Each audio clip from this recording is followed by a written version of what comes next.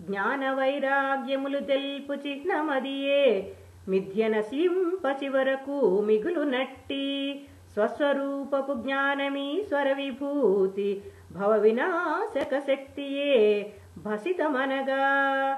భా అంటే భక్షించేది పాపాలను, స్మ అంటే స్మరణ, శివ కలిగించేది భస్మం. భౌని జ్ఞానాగ్నినాలోన భాసురిల్ల అస్మదజ్ఞాన సమిధలు భస్మమగును. ఆత్మకేతరంబులైనవి ఆహుతవగా చివరి ఆత్మానుభూతియే శివ విభూతి. పి ప్లస్ భూతి విశిష్టమైన సంపద.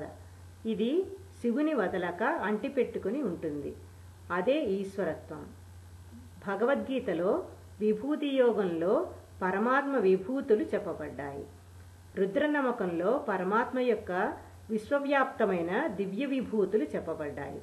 బూడిద అంటే అన్నీ నశించితే మిగిలేది, అనాత్మభావం నశించితే మిగిలేది శివ విభూతి. మనకు దివ్యానుభూతి కలిగించేది విభూతి.